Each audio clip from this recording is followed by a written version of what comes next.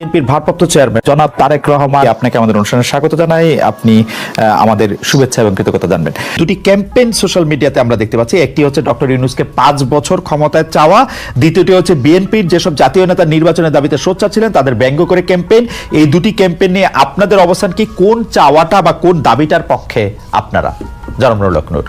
Doctor ইউনূসকে 5 বছর নির্বাচিত সরকারে পাওয়ার একটা আকাঙ্ক্ষা আমাদের এই আন্দোলনের, বিশেষ করে ছাত্র আন্দোলনের একজন পরিচিত ছাত্র নেতা তিনি ফেসবুকে স্ট্যাটাস দিয়েছিলেন, যেটা কি মূলত অনেকে ভেবেছে যেহেতু তার সোশ্যাল মিডিয়াতে একটা বড় ফ্যান ফলোয়ার্স আন্দোলন কেন্দ্রিক আছে, অনেকে সেটা কপি করেছে, প্রচার করছে, ভাবছে যে যেহেতু তারা এই আন্দোলনের একটা পরিচিত মুখ বা পরিচিত নেতা, কাজে এটা হয়তো তাদের দৃষ্টিভঙ্গি, এবং যেহেতু তাদের মধ্যে আবার সরকারেও তাদের দুজন এখনো প্রতিনিধি আছে, 3 জন ছিল, একজন পদত্যাগ করে দল গঠন করেছে, অনেকে ভেবেছে তাহলে এটা বোধহয় এই সরকার ছাত্র নেতা তাদের একটা মনোভাব, তো কাজে এইটাকে পাবলিকলি এন্ডোর্স করা বা এটার পক্ষে জনমত গঠন করা, এরকম ভাবেও কেউ কেউ ক্যাম্পেইনটা করতে পারে। তবে এটার সরকারের পক্ষ থেকেও জানানো হয়েছে যে এই ধরনের চিন্তা ভাবনা তাদের নাই। দ্বিতীয় কথা, সরকারের যদি থাকেও, এরা যারা একটা গণতান্ত্রিক ব্যবস্থার জন্য আওয়ামী ফ্যাসিবাদের বিরুদ্ধে লড়াই করেছি, তারা তো সেটা কখনোই মানবো না। কাজে এই ক্যাম্পেইনের পক্ষে থাকার প্রশ্ন ওঠে না। এবং আপনি কি চান? যে আপনি বলছেন যে ক্যাম্পেইনের পক্ষে, আপনি চান যে ডিসেম্বর বা জুনের মধ্যেই নির্বাচন হোক, সেটা আপনি চান? আচ্ছা, আমার পজিশনটা বলছি, আপনার দুইটার একটু উত্তর দিয়ে আসে। আর সেকেন্ড একটা ক্যাম্পেইন যেটা বলেছেন যে বিএনপির যেসব নেতা ইলেকশনের জন্য খুব সরব এবং সোচ্চার, তাদের বিষয়ে নানান ধরনের একটা ক্যাম্পেইন আবার চলছে, অনেককে হেয় করা হচ্ছে, নানানভাবে প্রশ্নবিদ্ধ করা হচ্ছে। এটা কিছু লোক এগুলো ছড়াচ্ছে, কেউ কেউ রাজনৈতিক ইন্টেনশন থেকে, কেউ কেউ তাদের নিজেদের একটা ফায়দা নেওয়ার জন্য। ধরেন যখন একটা অনির্বাচিত সরকার থাকে তখন কিন্তু কিছু লোকেদের কদর বাড়ে, কিছু লোক সুযোগ সুবিধা নিতে পারে, কাজেই সেই কমিউনিটির লোকজন কিংবা সেই গ্রুপটা তো চাবে যে এই ধরনের একটা সরকারকে জগা খিচুড়ি কিংবা এই ধরনের একটা মানে জনপ্রতিনিধিবিহীন ইলেকশনবিহীন যদি সরকার রাখা যায়, তাহলে তো সেখান থেকে তারা ফায়দা টায়দা নিতে পারছে, তারা ব্যবসা বাণিজ্য, কেউ কেউ দল গঠন করতে চাইলে বা দল করতে চাইলে সেখানে তারা সময়টাকে কাজে লাগাতে পারছে। এই ধরনের পক্ষে থাকা একটা শ্রেণীর একটা অংশের লোকজনের অস্বাভাবিক নয়। আবার ধরেন ইউনূসের মতো একজন ব্যক্তি যার এরকম একটা গ্রহণযোগ্যতা, এবং আপনি লক্ষ্য করেছেন যে ডক্টর ইউনূসকে যখন আওয়ামী লীগের আমলে হ্যারাস করা হচ্ছে, মামলা দিয়ে অপমান করা হচ্ছে, সেগুলোর বিরুদ্ধে বলতে গেলে একমাত্র অফিসিয়ালি আমি এবং আমাদের দল থেকে আমরা রাজপথে মশাল মিছিল থেকে প্রতিবাদও করেছি, তার পক্ষে অনেকে আদালতে গিয়েছেন, সেটা ভিন্ন বিষয়। আমরা নৈতিক জায়গা থেকে তার পাশে দাঁড়িয়েছিলাম। তিনি যে আজকে সরকার প্রধান হবেন সেটা কিন্তু আমরা কখনো কল্পনাও ওইভাবে করি নাই। তো তিনি হয়েছেন, আমাদের একজন পছন্দের মানুষ ছিলেন, আমরা সবাই সন্তুষ্ট, এবং আমরা তাকে সহযোগিতা করতে চাই ওই জায়গা থেকে যে এই অন্তর্বর্তীকালীন যে এই ফ্যাসিস্ট সরকার পালিয়ে যাওয়ার ফলে যে একটা সাংবিধানিক এবং রাজনৈতিক দেশের সংকট তৈরি হয়েছিল, এই পরিস্থিতি থেকে উত্তরণের জন্য এবং জন আকাঙ্ক্ষার একটা অবাধ, সুষ্ঠু, নিরপেক্ষ নির্বাচন করার জন্য আমরা একজন নিরপেক্ষ ব্যক্তিকে ইমাম বা নেতা বানিয়েছি, যে তিনি জনগণ এবং রাজনৈতিক দলগুলোর প্রতি ইনসাফ করবেন, একটা সুষ্ঠু নির্বাচনের পথে দেশকে এগিয়ে নিয়ে যাবেন। এবং আমাদের যে প্রত্যাশা, যে রাষ্ট্রের কিছু মৌলিক সংস্কার, যেটা গত 16 বছরে আওয়ামী লীগ রাষ্ট্রের চরিত্রটাকে নষ্ট করে একটা ফ্যাসিবাদী রাষ্ট্রে পরিণত করেছে, সেই সংস্কারের জন্য আমরা বলেছি যতটুকু সময়ের প্রয়োজন সেই সময়টুকু সকল রাজনৈতিক দল, আমরা যারা গণতন্ত্রের জন্য লড়াই সংগ্রাম করেছি, ফ্যাসিবাদের আমলে লড়াই সংগ্রাম করেছি, তারা দিতে চাই।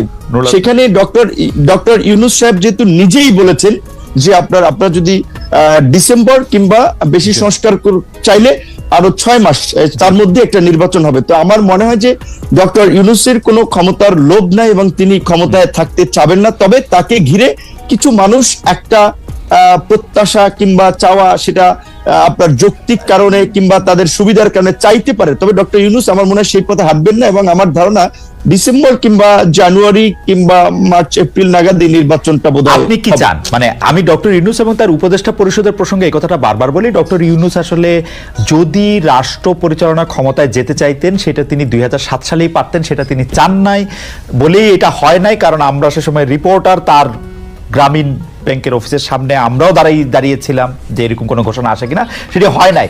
পরে তিনি রাজি হয়েছেন, তিনি কিন্তু এখনো আসলে ছাড়তেই চান। আপনি কি চান? বা তার উপদেষ্টা পরিষদের অনেকেও। রাইট, এইখানেই আমি একটা কথা বলা দরকার আপনার এই প্রোগ্রামের মাধ্যমে অডিয়েন্সদেরকেও। দেখেন, এখন ডক্টর মোহাম্মদ ইউনূস চাচ্ছেন না, আমরা যতদূর ওটাও জানি স্বাভাবিকভাবে তিনি একেবারেই ইলেকশন দিয়ে এই বিতর্কের মধ্যে ঢুকবেন না, এবং একটা রাজনৈতিক উত্তরণের জন্য তিনি দ্রুত ইলেকশন দিতে চান। এখন তাহলে ধরেন আমাদের এই আন্দোলনের পরিচিত একজন ছাত্র নেতা, তিনি ছাত্র নেতা হলেও তার একটা দায়িত্বশীল জায়গা আছে, তিনি যখন এই স্ট্যাটাসটি দিলেন, কিংবা আজকে আমি পুরো নিউজ দেখি নাই, হেডলাইনটা দেখেছি যে স্বরাষ্ট্র উপদেষ্টার একটা বক্তব্য এরকম বলেছেন যে বাংলাদেশের জনগণ এখন ডক্টর ইউনূসকে 5 বছরের জন্য চায়।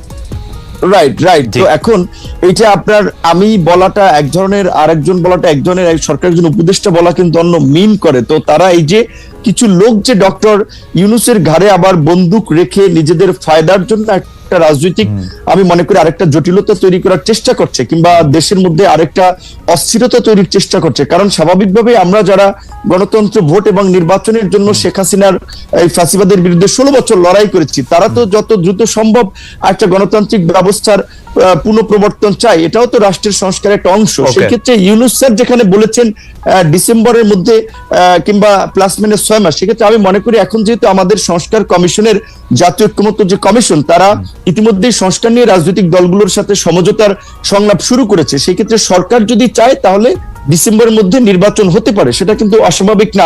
নির্বাচনটা যত তাড়াতাড়ি হবে সেটা দেশের জন্য মঙ্গল হবে। নির্বাচনবিহীন দেশের গণতন্ত্র, স্বাধীনতা, সার্বভৌমত্ব নিরাপদ নয়, আমরা মনে করি। যেটা নির্বাচন যত তাড়াতাড়ি হবে তত দেশের জন্য মঙ্গল হবে। কিন্তু আপনার ব্যাপারে জনাব নূর, দর্শকরা মন্তব্য করছেন যে আপনি এখন সকালে একরকম বক্তব্য দেন তো বিকালে বিপরীত বক্তব্য দেন, এ নিয়ে কি বলবেন? গত কয়েক মাসে আপনাকে সোশ্যাল মিডিয়ায় যে এই আলোচনা আছে এটি আপনি লক্ষ্য করছেন কিনা? আমি উদাহরণ দেই কোন কোন বিষয় বলা হয়েছে। আপনি কখনো অন্তর্বর্তী সরকারের প্রশংসা করেন, কখনো সমালোচনা করেন, কখনো বিএনপিকে জোটবন্ধু বলেন, কখনো তাদের চাঁদাবাজির সমালোচনা করেন, কখনো নাহিদদের প্রশংসায় ভাসান, আবার কখনো ওদের সরাসরি ভাবে সরকারি পদ ছাড়তে বলেন, বিভিন্ন অন্যায় অত্যাচারের কথা মনে করিয়ে দেন। আমি মনে করি এর সবই ঠিক আছে।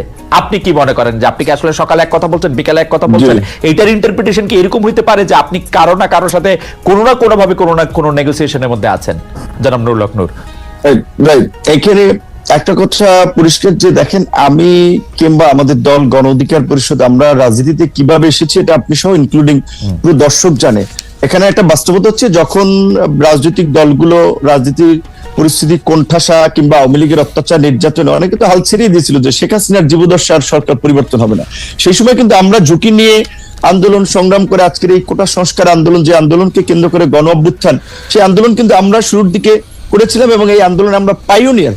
আমরা কোনো সুযোগ সুবিধা কিংবা প্রলোভনে এই পর্যন্ত পড়েছি বা বিক্রি হয়েছি এটা কেউ বলতে পারবে না। এখন একটা বিষয় হচ্ছে কি, ধরেন এই শেখ হাসিনা এই পরিস্থিতির পূর্বে স্বাভাবিকভাবেই বিএনপি, জামাত থেকে শুরু করে অপোজিশন সবাই আমাদেরকে ফাইন্যান্স করেছে, সাপোর্ট দিয়েছে, সহযোগিতা করেছে। কারণ একটা রাজনৈতিক স্বার্থের জায়গাও যদি বলেন কিংবা বাস্তবতা বলেন, সেই জায়গা থেকে যে এখন ছাত্র একটা আন্দোলন গড়ে তুলতে পারে ডাকসু থেকে, বা ডাকসুর নেতৃবৃন্দ, ছাত্র নেতৃবৃন্দ, সেই জায়গা থেকে আমরা সমর্থন পেয়েছি।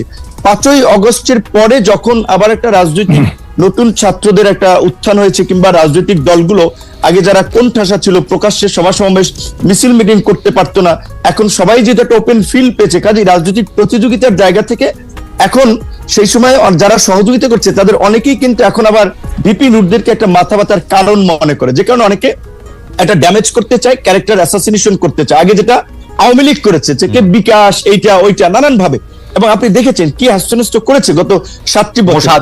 এখন